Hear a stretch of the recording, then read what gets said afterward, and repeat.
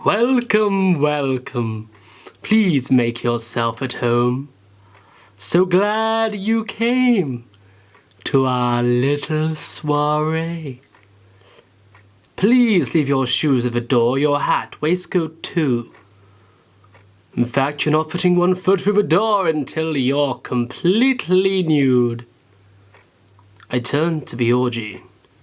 That's how the host greeted me. A sweaty, shiny man, standing roughly 4'3". All of him was completely bare, from his yellow toes to his matted hair. I'll be honest, my expectations were quite low. But I am not a man to leave before I even set foot through the door, so I stick my chin up, I go mute. Trade fancy clothes for a birthday suit. And as I stepped through the gate, I realized I made a big mistake. I cracked and I said, "Can I watch?" From the start, all eyes were on me. Well, of course, why wouldn't they be? But then I realized it was still the lobby. Well, that's disappointing. My eyes were the tart who smiled, her hands on two men and her eyes full of sin, and I may have even fallen for her, if not for the white sheen on her chin.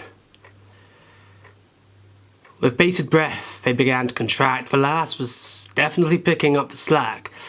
And as I stood paralyzed, I cracked and I said, "Can I watch?" Like a cat, I could not rein my curiosity, so I left them to their device to see what else I could see. As I entered the ballroom, my jaw dropped to the floor. Words cannot quite describe the sight before me.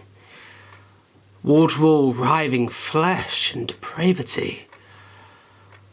A smell assaulted my nostrils like the fisherman's catch, but even he was one of the batch. The men dressed as nuns, fucking girls dressed as priests.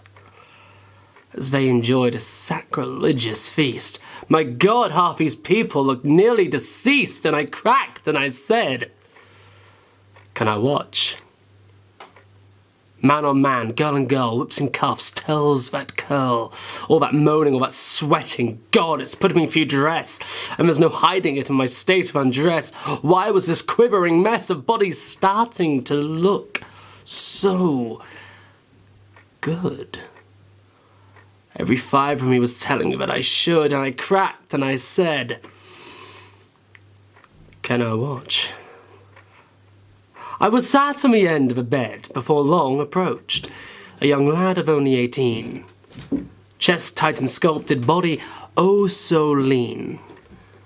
On his arm a girl, as dark as her tone, voice sultry like an onyx ring. They lay down beside me, she swung over her leg, but I couldn't see as she mounted him. Their eyes were on each other. I didn't exist. I cracked and I said, "Can I watch?" Before long I realized this was not the place for one such as I to be shared oh so freely, just another guy.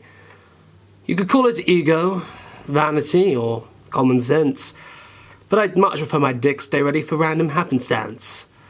Walking up the hall past the girl before, put on my clothes and out the door as I began my long walk home, I spotted a bobby on the phone. He said, and this is what he had to say.